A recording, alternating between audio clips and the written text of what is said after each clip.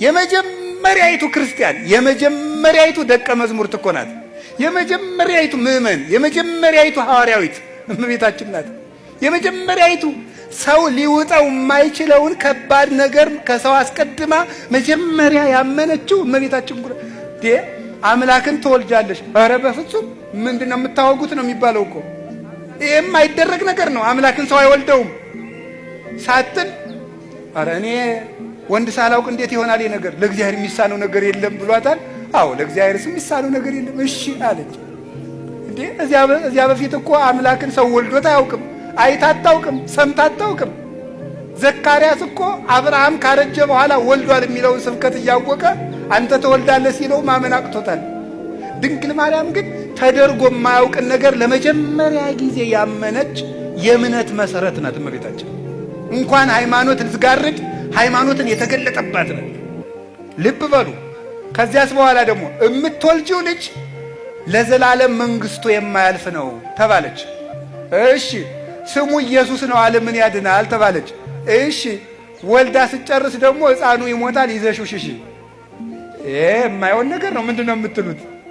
የምትወልጂው ልጅ ምንድነው ተብላለች? መንግስቱ ለዘላለም ነው።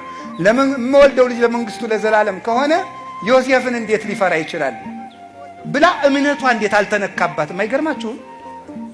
የኔ ልጅ ኢየሱስ ነው። ኢየሱስ ማለት መድኃኒት ነው። ዓለምን የሚያድን ከሆነ የአንድ ሰፈር ንጉሥ ፈርቶ እንዴት ይሰደዳል? ይሄ ነገር ፈርቶ የሚሰደድ ከሆነ እንዴት አምላክ ብዬ ልቀበለው እችላለሁ አላለችም። ለሰው ቤዛነት እንደሚሰደድ ስለምታውቀው እሺ። የ15 ዓመት ልጅ ናት። መንገድ ሄዳ አታውቅም፣ ሀገር አታውቅም። ሴት ናት፣ ልጅ ናት። በ15 ዓመቷ ልጅ አዝለሽ ግብፅ ሂጂ። እንዴት ያለ መከራ ነው እናንተ! ወደማታውቀው ሀገር መንገድ ሂዳ የማታውቅ ልጅ፣ የአንድ ልጅ እናት፣ እናት አባት የሌላት ወደማታውቀው ሀገር በምንድን ነው የምትሄደው? መኪና የለም፣ ፈረስ የለም፣ በቅሎ የለም፣ ሰረገላ የለም፣ በአህያ ለዚያውም በእስራኤል የክረምት ወራት በረዶ በበዛበት ሄዳስ ግብፅ የምታርፈው ወማን ቤት ነው? የትም ማረፊያ የሌላት። ለዚህ እኮ ነው ሊቁ ይጽብበኒ እግዝእትየ ከመ ጸበበኪ ዓለም በምልኡ ያለ። እናቴ አንቺን ግብፅ ስትሄጂ ዓለም እንደጠበበሽ ሁሉ የኔ እናት እኔን ይጥበበኝ አላት ሊቁ። እኔን ዓለም ይጥበበኝ አንቺን እንደጠበበሽ ብሎ ያለቀሰላት ለዚህ ነበረ። እንዲህ ብላ ተቸግራ ሄደች። እሺ 700 ኪሎ ሜትርን በእግርሽ ሂጂ። እሺ እማን ቤት ነው የማርፈው? መንገድ ላይ ሴት ነው የማርፈው? የለም። እየተሰቃየች ሄደች። ኢትዮጵያን ደግሞ ዙራ ተንከራታ ግብፅ አርፋ ደግሞ ነይ ኢየሩሳሌም ሂጂ። እሺ የወለድሽው ልጅ ዓለምን የሚያጠግብ ነው፣ ግን ደግሞ እንጀራ ትለምናለች። የወለድሽው ልጅ ለዓለም ሁሉ የህይወት ውሃ ነው፣ ውሃ ይጠማታል። በእግሯ ትሄዳለች፣ አውሬ ያስደነግጣታል። ተመልሳ መጣት ደግሞ ያንን ለፍታ ያሳደገችው ልጇን ደግሞ ልንሰቅልብሽ ነው ተባለ። አንድ ሳይንቲስት የተናገረው ነገራችሁ። ሁሉም እናቶች ይላል የራሳቸውን የልጆቻቸው ስቃይ የራሳቸውን ያህል ይሰማቸዋል ይላል። ገብቷችኋል? እስኪ በሉ አንዴ ሁሉም እናቶች በሉ። የልጆቻቸው ስቃይ የራሳቸውን ያህል ምን ይላቸዋል? ይሰማቸዋል። ገብቷችኋል ምን ማለት እንደሆነ? ምን ማለት በትክክል አሁን አንድን ሕፃን ልጅ ከእናቱ ፊት መርፌ ብትወጉት መርፌው ወደ ራሷ ሰውነት የገባውን ያህል ያማታል እናቲቱ።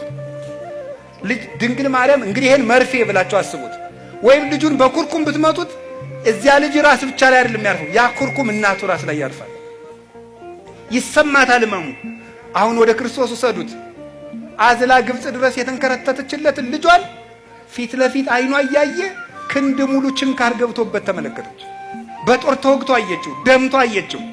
ይህንን ሁሉ ስቃይ አይኗ እያየ የተቀበለች ናት። ግን ደግሞ በዚያው አይኗ ደግሞ ተነስቶ አየችው፣ አርጎ አየችው። ታዲያ የሰማዕታት እናት የተባለች ለዚህ እኮ ነው። በዕለተ ዓርብ ከመስቀሉ ስር ቆማ እነሱም ከመስቀሉ ስር በእውነት አደባባይ እንዲቆሙ ምስክር የሆነቻቸው እመቤታችን ቅድስት ድንግል ማርያም ስለሆነች የሰማዕታት እናት በሉ እንጂ። መከራውን ጀምራ ሰጣቸው። በመከራው ፍጻሜ ደግሞ ደስታ አይታ እነሱም ከክርስቶስ ጋር ቢሰቃዩ መልሰው ደግሞ በተሰቃዩበት ስቃይ ተስፋ እንደሚያገኙ ምስክር ሆና የቆመችላቸው ድንግል ማርያም ስለሆነች የሰማዕታት እናት ትባላለች።